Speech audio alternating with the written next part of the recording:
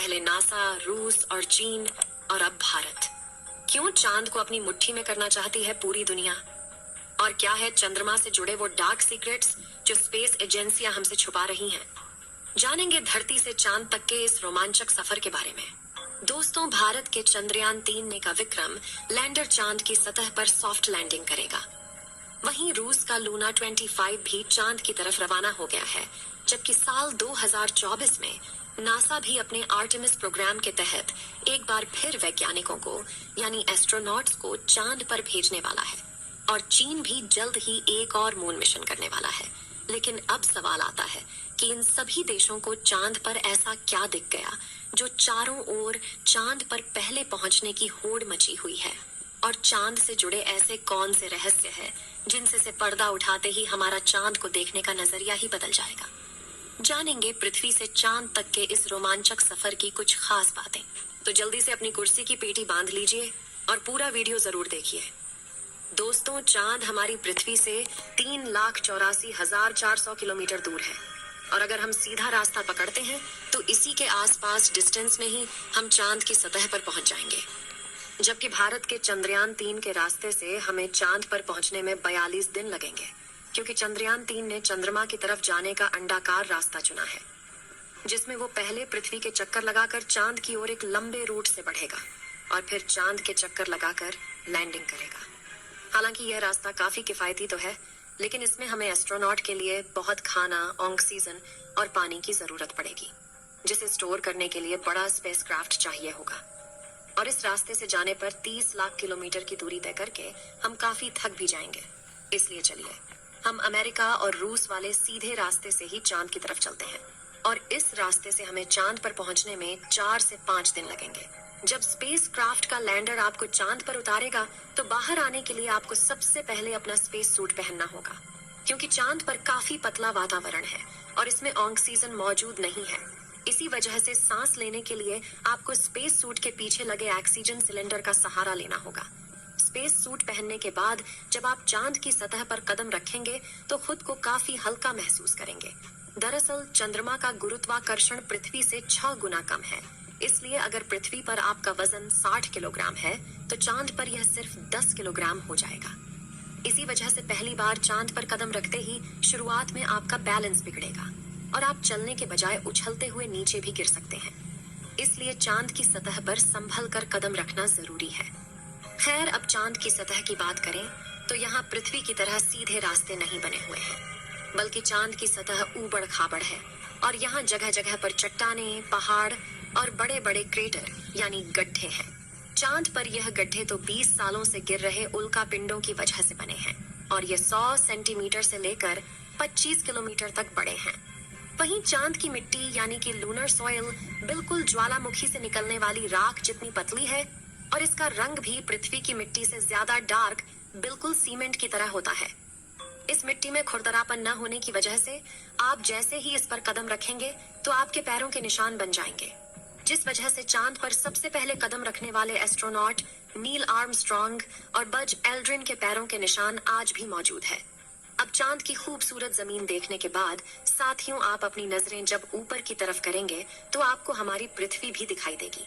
जैसे पृथ्वी पर चांद का उदय होता है, वैसे ही चांद पर भी पृथ्वी का उदय होता है। बस फर्क इतना है कि पृथ्वी से देखने पर चांद काफी छोटा लगता है और चांद से देखने पर पृथ्वी बहुत बड़ी दिखाई देती है। और यहाँ से धरती की खूबसूरती देखकर आप खुश हो जाओगे।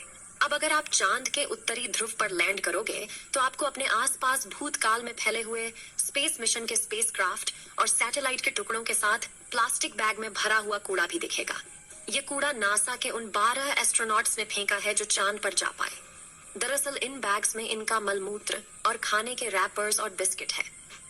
वहीं अगर आप चांद के दक्षिणी ध्रुव पर उस जगह उतरते हैं जहां 4 साल पहले चंद्रयान 2 क्रैश लैंड होकर गिरा था, तो वो आज भी आपको उतनी बुरी कंडीशन में ही मिलेगा, क्योंकि क्रैश लैंड होने के बाद न तो वह बारिश और न ही तूफानी बवंडर से रूबरू हुआ है। इसलिए अगर आप उसे अपने स्पेस क्राफ्ट में फिट करके पृथ्वी पर वापस ले आए तो उसे ठीक करके वापस भेजा जा सकता है। दोस्तों, आप यह तो जानते ही होंगे कि स्पेस के सभी ऑब्जेक्ट्स पर अचानक उल्का पिंडों की बारिश हो जाती है। यह तो अच्छा है, कि पृथ्वी की मैग्नेटिक फील्ड इन उल्का पिंडों को या तो साइड में धकेल देती है या फिर ग्रेविटी और एटमॉस्फेयर इसे धरती तक पहुंचने के पहले ही जलाकर राख कर देते हैं। लेकिन चांद की मैग्नेटिक फील्ड पृथ्वी के मुकाबले काफी कमजोर है। इसकी ग्रेविटी भी कम है और यहाँ घना वातावरण भी मौजूद नहीं है। इसी वजह से चांद पर लगातार उल्का पिंडों की बारिश होती रहती है। ऐसे में कोई भी उल्का पिंड गिरकर आपको पल भर में मौत के घाट उतार सकता है।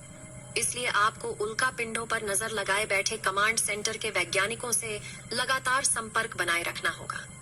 अब अगर आप सोच रहे हैं कि आप अपने किसी दोस्त या फिर लाइफ पार्टनर को चांद पर साथ लेकर जाकर गप्पे लड़ाते हुए अपने मून मिशन पर काम करें, तो आपको बता दें कि ऐसा मुमकिन नहीं है, क्योंकि चांद पर वातावरण न होने की वजह से साउंड वेव चल नहीं पाते। यानी कि अगर आप अपने साथी को कुछ बोलेंगे तो वह आपके होंठ हिलते हुए तो देखेगा, लेकिन आपकी आवाज नहीं सुन पाएगा। इतना ही नहीं, चांद पर आपको अपनी आवाज तक नहीं सुनाई देगी, मानो जैसे मोबाइल की तरह किसी ने आपको भी साइलेंट मोड पर डाल दिया है। हालांकि एस्ट्रोनॉट चांद पर एक दृश्य स्पेस सूट पहनते हैं जिसमें साउंड पुश करवाने के लिए नाइट्रोजन और ऑक्सीजन की मदद से कृत्रिम वायुमंडल बनाया जाता है। साथ ही इन्हें एक माइक्रोफोन वाली हेडफोन पहनाई जाती है जिसके जरिए यह अपने साथी और कमांड सेंटर की आवाज सुन सके और जवाब भी दे सके।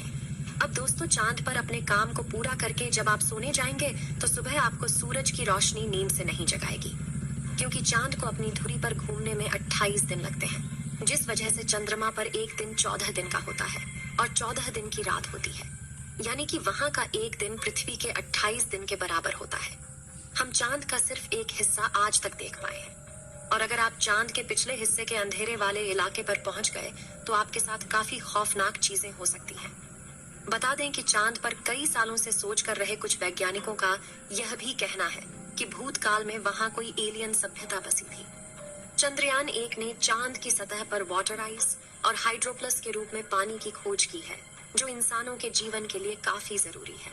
इसके अलावा अंतरिक्ष में चांद ही पृथ्वी के सबसे करीब है, इसलिए भविष्य में वहां जाकर बसना हमारे लिए काफी किफायती साबित होगा।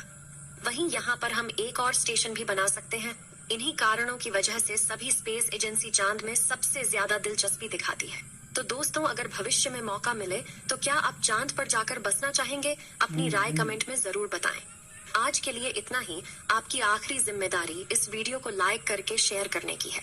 इसे ज्यादा से ज्यादा मित्रों तक शेयर करें ताकि उन्हें भी जानकारी मिल सके। और भी ऐसी ही नॉलेजेबल वीडियो के लिए अपने भरोसेमंद चैनल को सब्सक्राइब जरूर करें और बेल आइकन को ऑल पर सिलेक्ट करना बिल्कुल ना भूलें। वीडियो को अंत तक देखने के लिए धन्यवाद।